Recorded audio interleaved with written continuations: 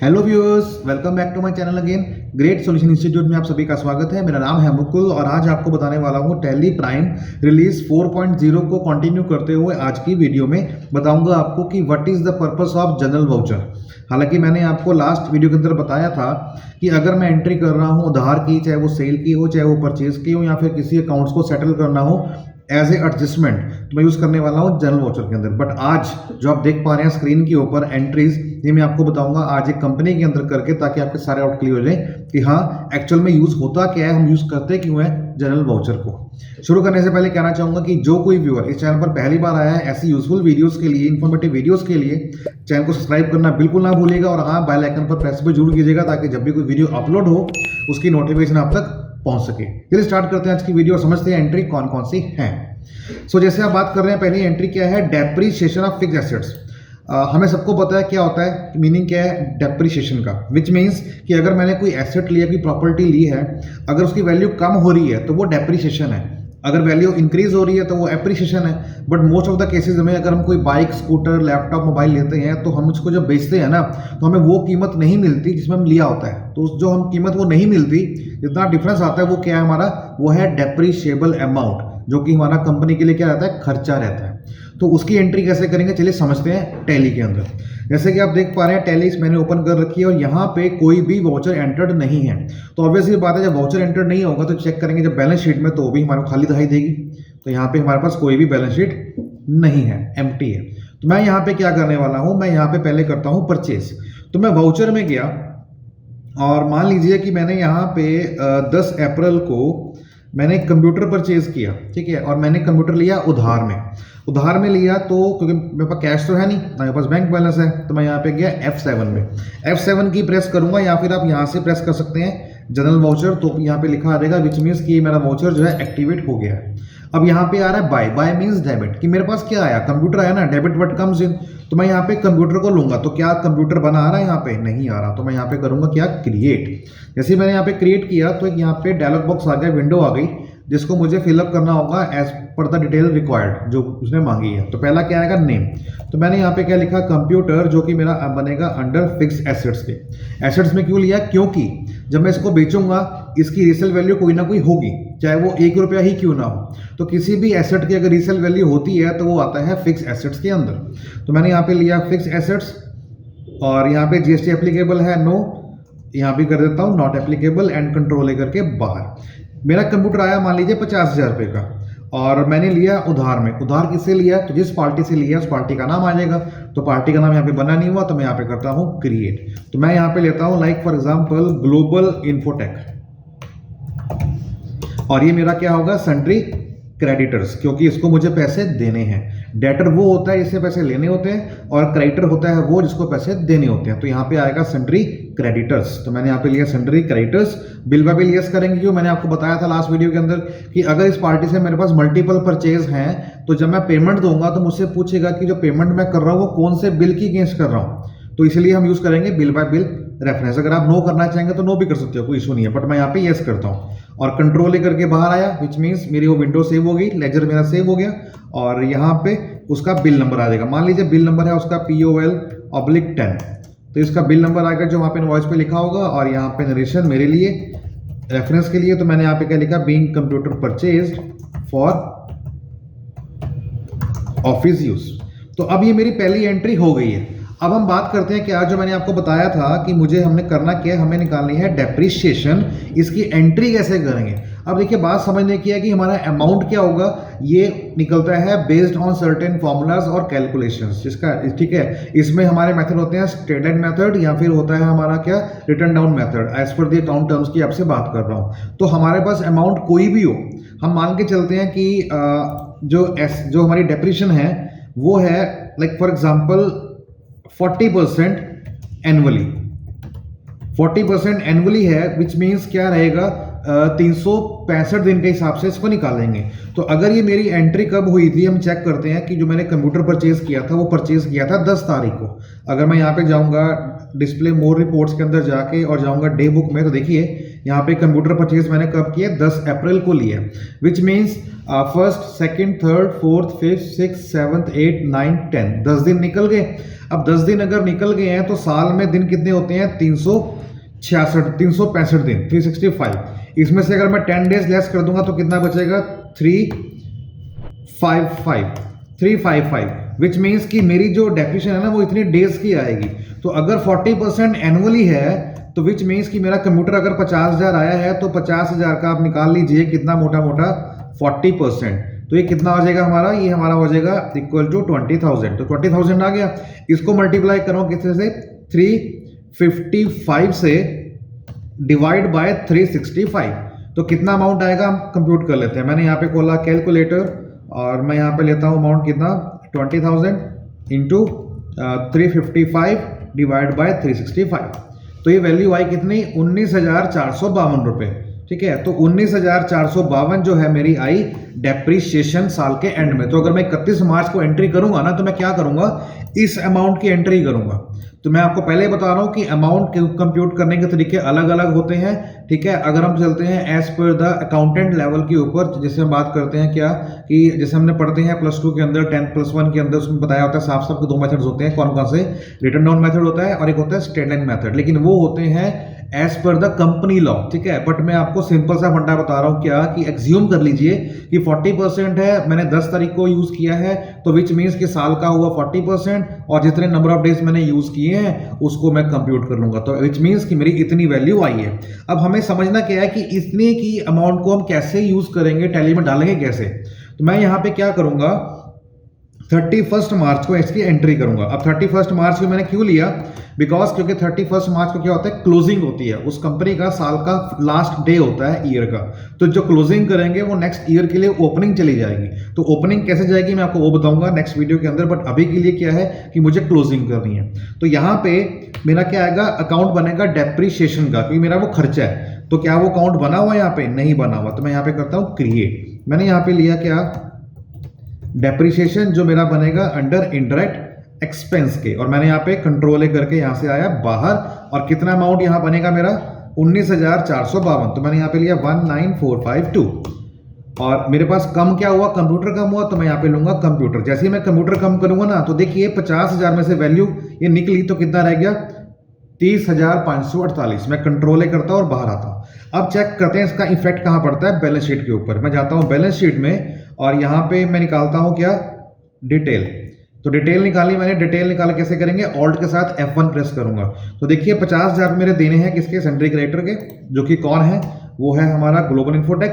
Computer कितने का पड़ा है मेरे पास? कंप्यूटर पड़ा है इतने का, और बाकी कहाँ गया? बाकी चला गया मेरा लॉस। तो ऐसे होती है हमारी एंट्री डेप्रीशिएशन की। अब हम बात करते हैं दूसरी एंट्री की। दूसरी एंट्री क्या है हमारी? Insurance of fixed assets. तो कंप्यूटर लिया ना मैंने, तो मैं उसकी इंश्योरेंस करवा रहा हूँ। क्यों करवा रहा हूँ? ताकि अगर वो ब्रेकडाउन हो जाए, टूट जाए, गिर जाए, चोरी हो जाए, आग लग जाए, तो मुझे कंपनी उसका पैसा दे सके। ठीक है, तो हमें यहाँ पे कराता हूँ इंश्योरेंस। तो मैंने कब को करवाई? 10 तारीख को ही करवा ली वो भी। अब 10 को करवाई तो मैं यहाँ पे क्या करूंगा? मैं पेमेंट कर रहा हूँ, मेरे पैसे तो है नहीं। अगर पेमेंट होगी तो हम कैश से कर देंगे या बैंक से कर देंगे। मैं उधार में ही कर देता हूँ। अब उधार में ही कर रहा हूँ तो मैं यहाँ पे क्या लिया? F7 जनरल लिया और मैंने यहाँ पे डेबिट में क्या आएगा? Insurance of fixed assets. तो मैंने यहाँ पे लेजर बनाया इंश्योरेंस ऑफ फिक्स्ड एसेट्स, जो कि मेरा किसके अंडर आएगा? अंडर एक्सपेंस के आएगा, क्योंकि मेरा एक खर्चा है। ठीक है, अब मेरा एक खर्चा है तो मैं यहाँ पे करता हूँ कंट्रोल ए, यहाँ से बाहर आया। इंश्योरेंस मेरे लगी कितने की? 4,000 रुपए की। 2 में क्या आएगा? 2 में आएगा मेरा जो मेरे पास से जा रहा है, गया तो कुछ नहीं, मैंने पार्टी से ले लिया। तो मैंने किससे लिया? मैंने ग्लोबल से ले लिया। ये मेरा पहले से बना हुआ है। तो उसके 50 पहले थे, 4 और हो गए। कितने हो गए? 54,000 रुपये हो गए। Okay, very fine. और यहाँ पे बिल नंबर आ जाएगा उसका, जो भी उसका रहेगा। मैंने लिया बिल नंबर 11, PO 11। और यहाँ पे लिखेगा क्या? मैं लिखता हूँ purchase of insurance for computer के लिए मैंने इंश्योरेंस बाय किया 4,000।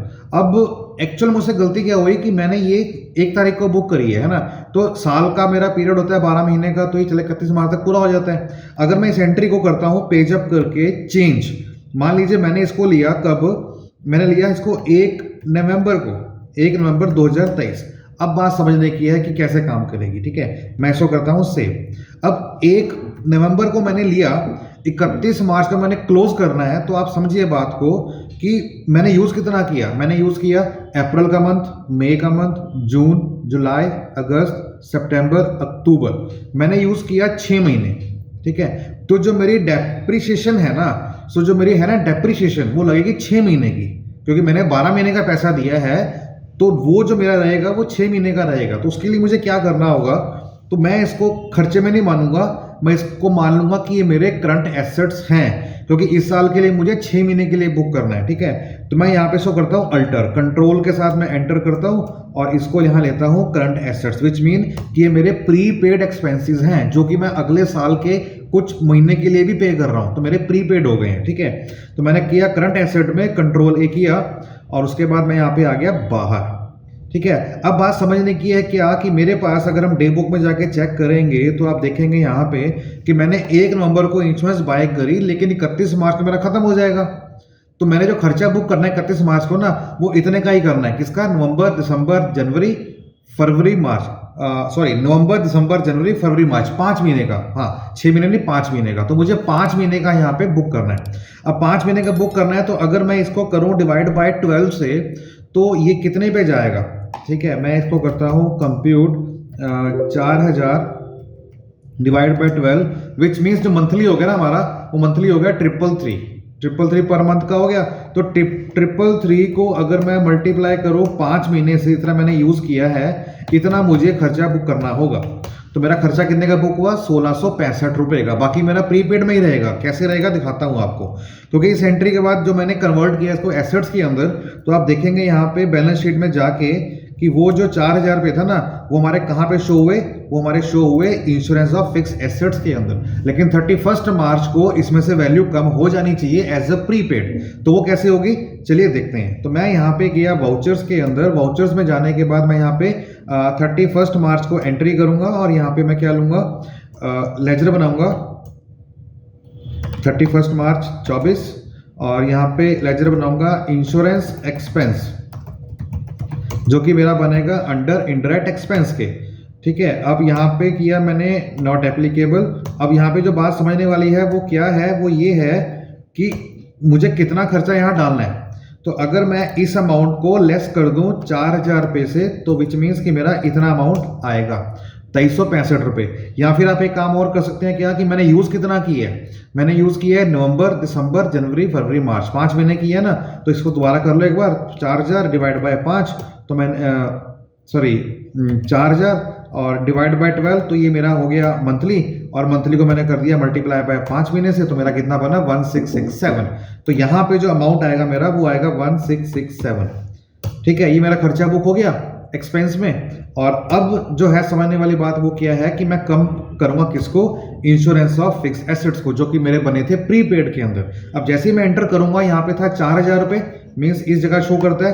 अब कितना करेगा, अब वो शो करेगा 4000 माइनस दिस, विच मीन्स ये, तो 2333 रुपये। तो इसकी जब मैं एंट्री करके एक्सेप्ट करूंगा, तो आप चेक करेंगे जाके बैलेंस शीट में, उसका मतलब क्या है कि नए साल के लिए मेरे पास यहाँ पे क्या होगा कि जो मेरा स्टॉक है, मतलब इंश्योरेंस पड़ी है एसेट्स की, वो कितने की पड़ी है, वो पड़ी है 2333 रुपये की अगले 7 महीनों के लिए। ठीक है, तो ये एंट्री होगी मेरी second, insurance of fix assets. इसके बाद हम बात करते हैं क्या, क्लोजिंग स्टॉक ऑफ स्टेशनरी। मेरे पास कोई स्टेशनरी बच गई, उसकी हम एंट्री कैसे करेंगे। तो मान लो आप हर साल, हर महीने, इनफैक्ट हर महीने स्टेशनरी परचेज करते हो। तो मैंने यहाँ पे क्या किया कि मैंने 15 अप्रैल को स्टेशनरी परचेज कर ली। तो मेरे पास यहाँ पे क्या है, स्टेशनरी आई। तो मैं यहाँ पे स्टेशनरी को करूँगा डेबिट, तो स्टेशनरी अकाउंट डेबिट, ये मेरा बनेगा एक्सपेंस के अंदर। तो स्टेशनरी मैंने ले ली कितने की, 3200 रुपये की। और मेरे पास से उधार की एंट्री है, तो मैं यहाँ पे कर देता हूँ क्या, गुलशन एंटरप्राइजेस। तो ये मेरा किसके अंडर बनेगा, सन्ड्री क्रेडिटर के अंदर, क्योंकि उसको मुझे पैसा देना है। कंट्रोल ए। उसके बाद मैं यहाँ पे करता हूँ इसको सेव। ठीक है, अब यहाँ पे स्टेशनरी के पास आ गई कब, 15 अप्रैल को। 15 अप्रैल के बाद मैं फिर एक लेता हूँ मान लो 24 जून को, और फिर मैंने यहाँ पे ली स्टेशनरी, और अब मेरी स्टेशनरी कितने की आई, 7800 रुपये की आई। ओके गुड, किससे आई, गुलशन से ही आई। अब मेरे पास स्टेशनरी कितने की होगी, 11,000 रुपये की। यहाँ पे मैं कर दूंगा उसका बिल नंबर जो भी रहेगा, तो लाइक 6 ही कर देते हैं, कोई दिक्कत नहीं है। अब अगर आप चेक करेंगे यहाँ पे प्रॉफिट एंड लॉस अकाउंट के अंदर जाके, तो आपको दिखाई देगा कि स्टेशनरी पड़ी है वो 11,000 रुपये की है, जो मैंने खर्चा बुक कर दिया। लेकिन 31 मार्च को मैंने देखा कि इसमें से 2500 रुपये की स्टेशनरी ऐसी है जो मेरी अनयूज्ड है, तो वो स्टॉक हो गया ना बेसिकली।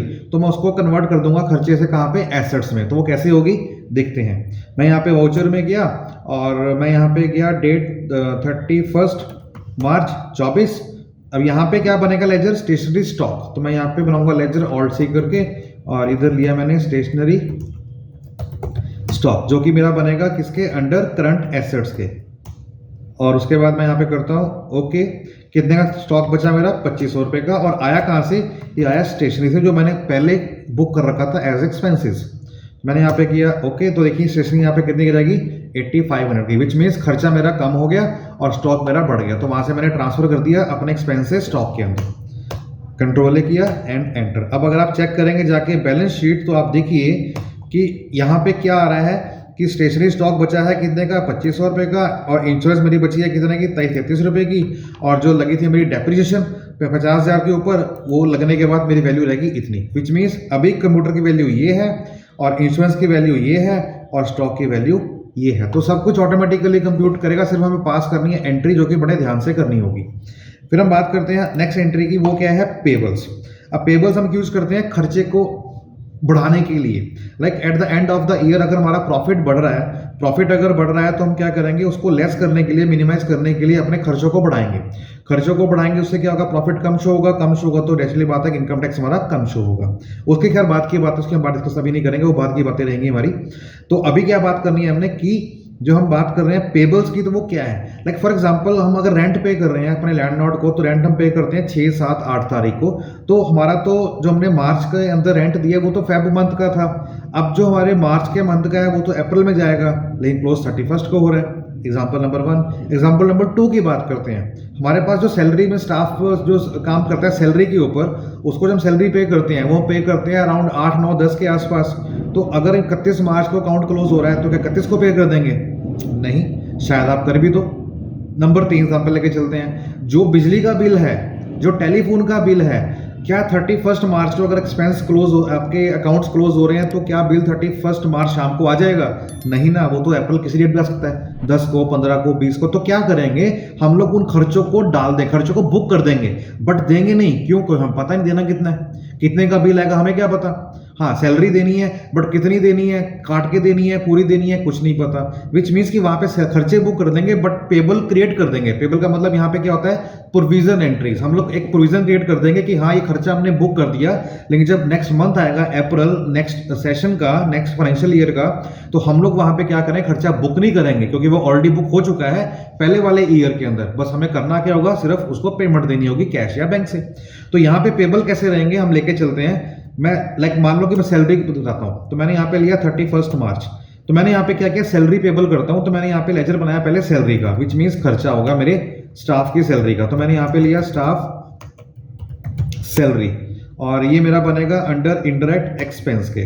ठीक है, मैंने कितना सैलरी दिया, 12,000 रुपये। और 2, क्या मैं कुछ दे रहा हूँ कैश या बैंक, मैं नहीं दे रहा। तो मैं क्या करूँगा, यहाँ पे क्रिएट कर दूंगा सैलरी पेबल। तो मैंने यहाँ पे अकाउंट बनाया ऑल्ट सी करके, और यहाँ पे क्या लिखूंगा मैं, सैलरी पेबल, जो कि मेरा बनेगा अंडर किसके, प्रोविजन के। बस आपको ध्यान इतना देना है कि जब आप पेबल अकाउंट बनाएंगे तो वो आपको आना चाहिए अंडर प्रोविजन अकाउंट की, जो कि हमारी कंपनी की लायबिलिटी होती है। तो मैं कंट्रोल करके बाहर आता हूँ। अब आप चेक करेंगे यहाँ पे 12,000 खर्चा बुक हो गया, 12,000 हमारी लायबिलिटी पे हो गई।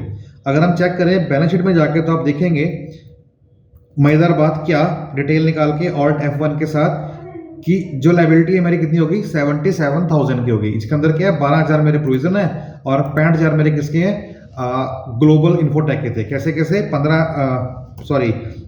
50,000 का कंप्यूटर था, 4,000 की इंश्योरेंस थी, 54,000, और 11,000 मेरे गुलशन के थे, जो कि मेरी आई थी स्टेशनरी। ठीक है, तो ऑटोमेटिकली वो एडजस्ट होता रहेगा। तो कहने का मतलब यहाँ पे क्या कि मेरी सैलरी आ गई 12,000 को, जो मैंने खर्चा डाल दिया एज ए पेबल में, जो मुझे देने हैं। और वहाँ पे खर्चे की बात करूंगा अगर, तो वो आपका शो होता है प्रॉफिट लॉस अकाउंट के अंदर। तो यहाँ पे जाके चेक करूंगा जब, तो आपको दिखाई देगा 12,000 पे स्टाफ की सैलरी यहाँ बुक हो गई। तो ये था हमारा क्या, पेबल। इसी तरह हमारा ऑफिस पेबल हो जाएगा, मोबाइल फोन बिल पेबल हो जाएगा, रेंट पेबल हो जाएगा। जो भी आपने खर्चा वहाँ पे क्रिएट करना है उस मंथ का एज ए प्रोविजन आप कर सकते हैं। इसके बाद हम बात करते हैं एडजस्टमेंट ऑफ ड्राइंग। अब ड्राइंग बेसिकली क्या है कि हम हर मंथ पैसा निकालते हैं। लाइक फॉर एग्जांपल हमने कैपिटल लगाया, तो अगर हम कैपिटल से अपना पैसा विड्रॉ कर रहे हैं, उसको ड्राइंग्स कहते हैं। तो अभी तक तो मैंने यहाँ पे कोई कैपिटल लगाई नहीं, तो मैं पहले काम करता हूँ, कैपिटल लगाता हूँ। ठीक है, तो मैंने यहाँ पे कैपिटल लगाई फॉर एग्जाम्पल 1 तारीख को। तो मैं यहाँ पे गया 1/4/23। और पैसा आया कंपनी में तो मैंने यहाँ पे लगाया कैश। तो कैश अगर पैसा आ रहा है या फिर बैंक से आ रहा है विच मीन्स पैसा आना चाहिए, तो हम रिसिप्ट के अंदर करेंगे। तो टू कहाँ से आया? कैपिटल अकाउंट से आया, जो कि यहाँ बना नहीं हुआ, तो मैं यहाँ पे करूँगा क्रिएट और इधर यहाँ पे लूँगा क्या? कैपिटल अकाउंट, जो कि मेरा बनेगा अंडर किसके? कैपिटल अकाउंट के। तो अगर आपके दो पार्टनर हैं तो दो के नाम आ जाएंगे, like a is capital account और बी इज कैपिटल अकाउंट, लेकिन दोनों के दोनों बनेंगे कहाँ पे? अंडर कैपिटल अकाउंट के। तो यहाँ एक ही था तो मैंने यहाँ पे एक ही कर दिया, कंट्रोल ए किया। कितना पैसा लगाया उसने? 1 लाख रुपए लगाया। ओके, मेरे पास क्या आया? कैश। तो कैश अकाउंट हो जाएगा डेबिट और मैं यहाँ पे कर दूंगा एंट्री। तो अगर हम चेक करेंगे जाके बैलेंस शीट, तो आपको दिखाई देगा सिर्फ क्या कि 1 लाख रुपए कैपिटल के अंदर पड़ा हुआ है, लेकिन कंपनी ने अभी ड्रॉइंग्स दी नहीं है। मतलब जिस पर्सन ने पैसा लगाया, प्रोपाइटर ने, अगर वो पैसा विड्रॉ करना चाहे अपने कैपिटल से तो वो ले सकता है। तो मान लो लेता हूँ मैं 20,000, तो 20,000 मैंने ड्राइंग करी। तो फॉर एग्जांपल मैंने एक ली 1 अगस्त को, तो पेमेंट क्या होगी इसकी? पेमेंट होगी ड्राइंग टू कैश, मतलब एंट्री होगी ड्राइंग टू कैश। तो ड्राइंग यहाँ बना हुआ है? नहीं बना। तो मैं यहाँ पे करूँगा क्रिएट और इधर आ जाएगा ड्राइंग्स अकाउंट डेबिट, जो कि बनेगा अंडर किसके? कैपिटल अकाउंट के। ओके, तो ड्राइंग मैंने करी पहले कितने की? 10,000 की, और कंपनी से क्या आ गया? कैश। तो कैश कितना रह गया? 90,000 ऑटोमेटिकली। फिर मैं लेता हूँ एंट्री 1 नवंबर की, तो फिर मैंने यहाँ पे लिया ड्राइंग, और अब मैंने ड्राइंग कितने करी? 15,000 रुपये की करी। कितने की आई? कैश। तो आप देखिए सब कुछ ऑटोमेटिकली हो गया। कैसे हो गया कि ड्राइंग मैंने होगी 25,000 की और कैश कितना हो गया? 75,000, मीन्स ऑटोमेटिकली कम हो गया। मैंने कंट्रोल करके बाहर आया और मैं चेक करता हूँ यहाँ पे बैलेंस शीट, तो आप देखेंगे डिटेल निकाल के कि उसकी जो कैपिटल थी वो 75,000 रुपये रहेगी। कैसे? 1 लाख लगाया और 25 उसने विड्रॉ कर लिया, तो 25 लेस हुए 1 लाख से कितना रह गया? 75,000। तो मेरी अब एंट्री क्या है कि जितनी भी ड्राइंग्स है ना उसको वो लेस कर दे, एडजस्ट कर दे। ठीक है, तो एडजस्ट की एंट्री कैसे होगी? 31 मार्च को। तो चेक करते हैं एक बार जाके। तो मैं यहाँ पे गया 31 मार्च को और मैं यहाँ पे क्या करूँगा? एंट्री लूंगा, वाउचर लूंगा जनरल F7। तो यहाँ पे क्या आएगा? कैपिटल अकाउंट हो जाएगा डेबिट, क्योंकि पहले हमेशा होता है कैपिटल क्रेडिट जब हम पैसा लेते हैं कैपिटल के अंदर, लेकिन अब कैपिटल से पैसा जा रहा है, अब क्या करेंगे? डेबिट करेंगे। तो मैंने यहाँ पे लिया कैपिटल इतना। अब कितना पैसा आ रहा है? 1 लाख रुपये आ रहा है, तो मैंने यहाँ पे कर दिया कितना? 25,000 रुपये। जैसे ही 25 किया तो यहाँ पे कम हो गया ऑटोमेटिकली, 75 आ गया। बट पैसा जहाँ कहाँ से रहा है? 2। तो यहाँ पे मैं क्या कर दूंगा? ड्राइंग कर दूंगा, क्योंकि ड्राइंग मेरी पहले 25,000 की थी। अब जैसे ही 25 थी एंटर करूंगा, देखो यहाँ पे क्या होगी? 0 होगी। ठीक है, तो इससे क्या होगा इस एंट्री के बाद कि ऑटोमेटिकली जो एक्चुअल बैलेंस है ना कैपिटल का, कि कितनी कंपनी की लायबिलिटी है टू द प्रोप्राइटरशिप अकाउंट, तो वो बचाएगा कितना? 75,000 रुपये। मैं यहाँ पे करता हूँ कंट्रोल ए। ओके, अब चेक करते हैं एक बार जाके बैलेंस शीट। तो आप देखेंगे इधर कि इसकी जो कैपिटल आ रही है कितनी आ रही है? 75,000 ही शो कर रहा है। वो बता ही नहीं रहा कि उसने पैसा 1 लाख रुपए निकाला, लगाया 1 लाख से उसने 25,000 रुपये विड्रॉ करे, है ना, पूरे साल के एंड में। उसको उससे कोई मतलब नहीं है, वो पूरा बताएगा लास्ट फाइनल अमाउंट कितना बचा, डेट शीट। क्योंकि यही जो अमाउंट क्लोजिंग वाला है ना, अगले साल अगली कंपनी में ओपनिंग होने वाला है, तो आपके सारी एंट्री वहां नहीं जाएंगी, सिर्फ आपका ये वाला बैलेंस जाएगा जो कि क्लोजिंग में होगा। तो ये वाला क्लोजिंग जो है ओपनिंग में बनेगा, बट क्लोजिंग कैसे बना ये इसी कंपनी को पता होगा, अगली कंपनी को नहीं पता होगा। तो ये है हमारा क्या, जो मैंने आपको बताया है कि ड्राइंग्स की एंट्री जो है एडजस्टमेंट कैसे करेंगे। और लास्ट एंट्री वो क्या है? Transfer of profit and loss account. अब दो चीजें होती हैं, बात समझने की है कि ये मेरी कंपनी है और इस कंपनी में जो मेरा अभी तक क्या आ रहा है? लॉस आ रहा है। ठीक है, लॉस कितने का आ रहा है? 41619। तो कंपनी का चाहे प्रॉफिट हो चाहे लॉस हो, अगर प्रॉफिट हो, अगर आप चाहते हो विड्रॉ करना है तो आप विड्रॉ कर सकते हो। अगर आपको पैसा विड्रॉ नहीं करना है, पूरा का पूरा लगा देना है एज ए कैपिटल में, तो वो भी लगा सकते हो। और अगर आपको लॉस है तो उसको भी एडजस्ट करना है तो वो भी आपका हो जाएगा। तो वो कैसे होगा चलिए देखते हैं। तो अभी तो हमारे पास क्या है? लॉस आ रहा है, तो मैं काम करता हूँ, एक इनकम करता हूँ क्रिएट, ताकि थोड़ा मेरा प्रॉफिट आ जाए। तो मैं उसके लिए क्या करूँगा? मैं वाउचर्स में गया और यहाँ पे एक इनकम कर देता हूँ क्रिएट 1 जून को। मेरे पास पैसा आया है F6 से, तो मैं यहाँ पे क्या करता हूँ? मेरे पास पैसा आया सर्विस देने का। सर्विस मैंने कौन सी दी है? लाइक मैंने बच्चों को पढ़ाया, ट्यूशन दी है। तो एंट्री क्या होगी? Cash to tuition fees. तो यहाँ पे 2 मीन्स क्रेडिट अकाउंट है, तो यहाँ पे आ जाएगा मेरा क्या? ट्यूशन फीस, जो कि मेरा बनेगा किसके अंडर? अंडर इनकम के अंदर। तो इनकम आई, तो मेरी कितनी इनकम आई? मैं यहाँ पे डाल देता हूँ कितना? 60,000 रुपये कि 60,000 मेरी इनकम आ गई। मेरे पास कैसे आया? कैश आ गया। तो कैश मेरा देखिए पहले कितना था? 75,000 रुपये, 30 आया, 60 आया, तो ऑटोमेटिकली बढ़ गया 1,35,000 रुपये। तो मैं यहाँ पे करता हूँ कंट्रोल ए और यहाँ पे आता हूँ बाहर। अब आप चेक करेंगे जाके बैलेंस शीट में, तो आपका प्रॉफिट आ गया होगा। ये देखिए आपका प्रॉफिट आया कितना 18,381 रुपये। एंटर करेंगे तो बताएगा कैसे कि ये मेरी इनकम है 60,000 रुपये, बाकी मेरा ये खर्चे हैं, तो मेरा बच गया कितना प्रॉफिट। अब ये जो प्रॉफिट है ना मुझे ट्रांसफर करना है अपने कैपिटल में। तो आप देखो कि मेरी कितनी कैपिटल आ रही है, मेरी आ रही है 75 के अंदर, क्योंकि सारे पैनल्स जो है क्लोजिंग मेरे नेक्स्ट ईयर के ओपनिंग जाएंगे, तो वहाँ पे जो प्रॉफिट का क्या होगा वो तो आपको एडजस्ट करना पड़ेगा। तो उसको चाहे आप विड्रॉ करो चाहे आप इन्वेस्ट करो। तो अगर मुझे विड्रॉ करना है तो मैं क्या करूंगा, profit loss account debit to cash कर दूंगा, ठीक है। और अगर मुझे इन्वेस्ट करना है तो मैं क्या कर दूंगा, profit loss account debit to मैं कैपिटल कर दूंगा। तो मैं यहाँ पे इन्वेस्ट करने वाला हूँ, तो इन्वेस्ट करूंगा तो क्या होगा, उससे जो मेरी कैपिटल है वो ये वाली बढ़ जाएगी और मेरा जो प्रॉफिट लॉस अकाउंट है वो नील हो जाएगा। तो चलिए देखते हैं। मैं यहाँ पे वाउचर पे गया और मैंने यहाँ पे लिया गया प्रॉफिट एंड लॉस अकाउंट। पहले लूंगा मैं वाउचर जनरल F7 का, और यहाँ पे मैंने लिया गया प्रॉफिट लॉस अकाउंट कितने का, 18,381 रुपये का, जो कि यहाँ पे शो कर रहा है। जैसे ही मैं एंटर करूंगा यहाँ पे हो जाएगा 0।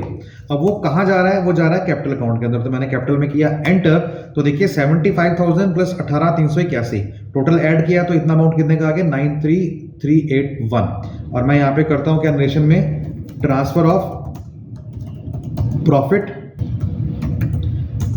Into capital account. तो ये मेरी होगी एंट्री। लेकिन मेक श्योर कि एंट्री डेट जो है मैंने 1 जून ली है इसको गलत ठीक कर दो, क्योंकि गलत कर दी मैंने। ये सारी की सारी एंट्री आपके आएंगे 31 मार्च को, मेक श्योर, ठीक है।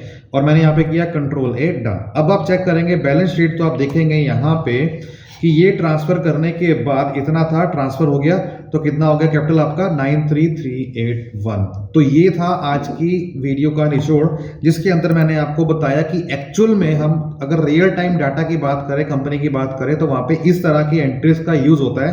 हाँ, अगर मैं बात करूं डेप्रिसिएशन की, तो उसके निकालने के फॉर्मूले अलग अलग हो सकते हैं as per the company act, but मैंने आपको एग्जांपल लेके दिया कि अगर अमाउंट ये बनता है डेप्रिसिएशन का, जैसे मैंने निकाला, तो आप उसको किस तरह से बुक करेंगे अपनी टैली की कंपनी के अंदर। तो उम्मीद करता हूं आपको समझ में आ गया होगा। अगर फिर भी कोई डाउट अगर रहता है तो आप मुझसे पूछ सकते हैं कमेंट बॉक्स के अंदर। और हाँ, जाने से पहले फिर कहूंगा कि चैनल पर नए हैं तो सब्सक्राइब करना बिल्कुल ना भूलिएगा, और हाँ, बेल आइकन पर तो प्रेस कीजिएगा जरूर, ताकि जब भी कोई वीडियो आए उसकी नोटिफिकेशन आप तक पहुंचती रहे। So keep learning with us, अपना ख्याल रखिएगा, तब तक बाय बाय, टेक केयर, जय हिंद।